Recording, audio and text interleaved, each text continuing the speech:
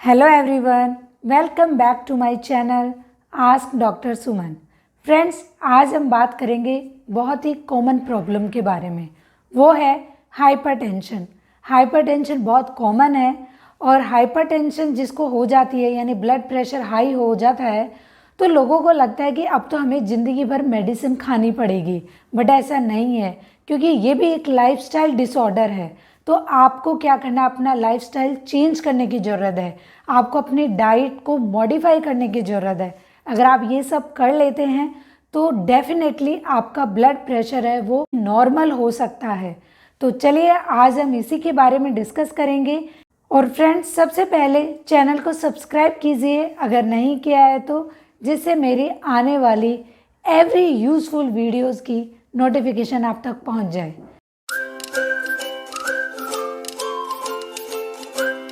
तो अब हम बात करेंगे कि ब्लड प्रेशर क्या है। बहुत ही सिंपल लैंग्वेज में समझेंगे हम कि क्या होता है। हमारा हार्ट पूरी बॉडी में ब्लड को पंप करता है और जिससे हमारे जितने भी बॉडी के ऑर्गन्स हैं उनको ऑक्सीजन मिलती है और उनके रिक्वायर्ड न्यूट्रिएंट्स मिलते हैं। तो हार्ट जो है जब ब्लड को पंप करता है तो उस दौरान क्या होता है कि ब्लड वेसल्स होती है उनमें जाके टकराता है। लेकिन जिस प्रेशर से ब्लड है वो वेसल से टकराता है उस प्रेशर को हम ब्लड प्रेशर कहते हैं। अगर ये प्रेशर ज़्यादा हो जाता है तो उसको हाई ब्लड प्रेशर कहते हैं, यानी कि बीपी का हाई होना। और अगर ये प्रेशर कम होता है तो उसको हम कहते हैं लो बीपी। अब हम बात करते हैं कि ब्लड प्रेशर है वो हाई क्यों हो जाता है, क्या कारण है। तो जो लोग बहुत ज़्यादा ओबीज होते हैं या फिर जिनका कोलेस्ट्रॉल बहुत ज़्यादा हाई होता है उन लोगों में आर्टरीज में ब्लॉकेज बनने के भी चांसेस ज़्यादा होते हैं। तो जब आर्टरीज में ब्लॉकेज बन जाता है तो क्या होता है कि हमारी जो आर्टरीज है वो नैरो हो जाती है और ब्लड को फ्लो होने के लिए बहुत ज़्यादा प्रेशर लगाना पड़ता है। तो बहुत ज़्यादा प्रेशर है मतलब ब्लड प्रेशर हाई हो जाता है। दूसरा कारण है कि जो लोग बहुत ज़्यादा नमक खाते हैं यानी कि सोडियम बहुत ज़्यादा लेते हैं तो उसकी वजह से भी ब्लड प्रेशर हाई हो सकता है। वो कैसे हो सकता है कि अगर हम बहुत ज़्यादा नमक खाते हैं तो उसकी वजह से वाटर रिटेंशन बहुत ज़्यादा होता है और जिसके ब्लड का वॉल्यूम बढ़ जाता है। अगर वॉल्यूम ज़्यादा हो गया तो वो आर्टरीज में जाके प्रेशर क्रिएट करेगा तो उसकी वजह से जब ब्लड फ्लो करेगा तो बहुत ज़्यादा प्रेशर के साथ फ्लो करेगा क्योंकि उसको प्रॉपर स्पेस नहीं मिल रहा ना, क्योंकि वॉल्यूम तो ज़्यादा है। तो इसकी वजह से भी ब्लड प्रेशर है वो हाई हो जाता है। तीसरा है कि अगर आर्टरीज सिकुड़ जाती है यानी कि उनकी इलास्टिसिटी ख़त्म हो जाती है तो उसकी वजह से भी ब्लड प्रेशर हाई हो सकता है। वो ऐसे हो सकता है कि ब्लड जब फ्लो करता है तो क्या होता है कि आर्टरीज की वॉल से टकराता है। अगर ब्लड फ्लो हो रहा है और आर्टरीज थोड़ी एक्सपेंड नहीं हो पा रही तो वहाँ पे क्या होगा कि ब्लड है वो बहुत ज़्यादा प्रेशर लगाएगा वॉल्स पे, तो उसकी वजह से भी ब्लड प्रेशर हाई हो जाता है। और जो लोग फिजिकल एक्टिविटी नहीं करते हैं बिल्कुल भी और उनका लाइफस्टाइल सिडेंटरी है तो उनको भी बीपी हाई की प्रॉब्लम हो सकती है। वो ऐसे हो सकती है कि अगर फिजिकल एक्टिविटी नहीं है तो उनके muscles, arteries, blood vessels in सब में इलास्टिसिटी है वो ख़त्म होने लगती है, जिसकी वजह से ब्लड को फ्लो होने के लिए बहुत ज़्यादा प्रेशर लगाना पड़ता है, तो जिस कारण बीपी है वो हाई हो जाता है।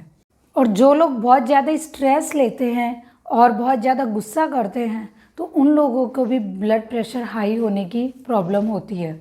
एक्चुअली क्या होता है कि जैसे जो लोग स्ट्रेस लेते हैं या गुस्सा ज़्यादा करते हैं तो हमारी आर्टरीज पे टेंशन क्रिएट हो जाती है और हमारी जो आर्टरीज होती है बहुत ही इलास्टिसिटी प्रॉपर्टी की होनी चाहिए।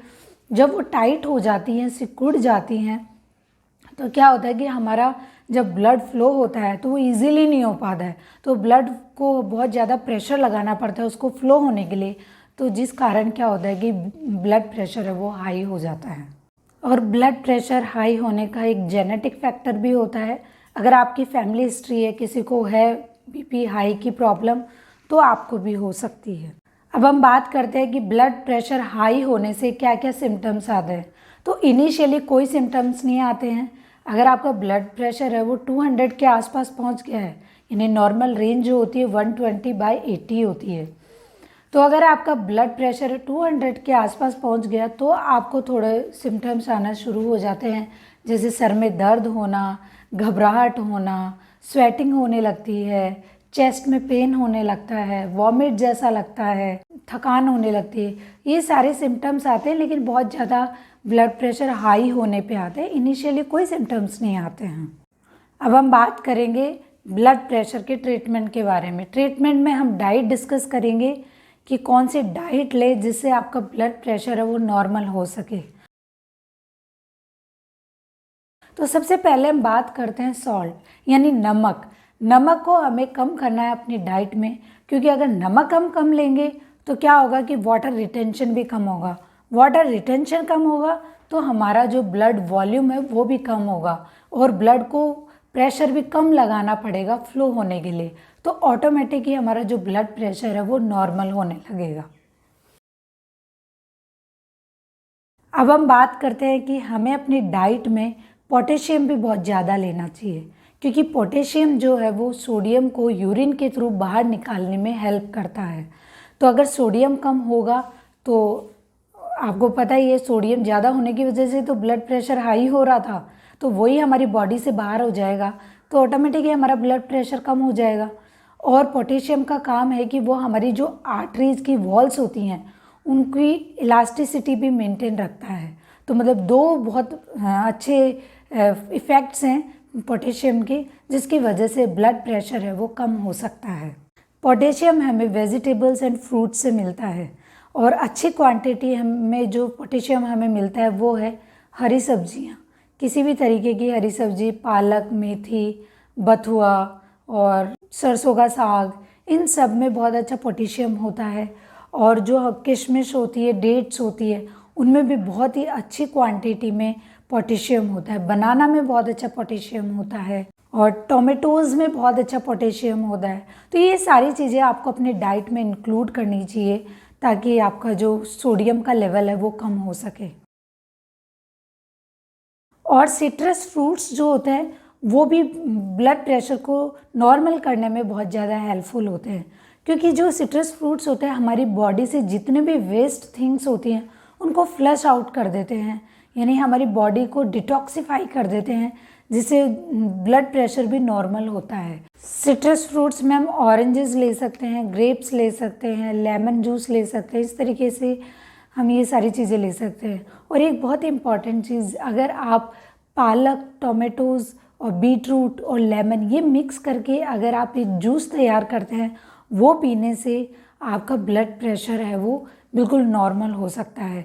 क्योंकि इनमें क्या होता है कि एक तो ये सारी चीज़ें हैं, इनमें पोटेशियम बहुत अच्छा होता है, और तो ये सोडियम को फ्लश आउट करने में हेल्प करेगा, और प्लस ये इनसे क्या होता है कि हमारी जो आर्टरीज़ की जो वॉल्स होती है उनकी इलास्टिसिटी को भी मेंटेन रखता है। हमें इस तरीके से इन चीज़ों का जूस बना के पीना चाहिए।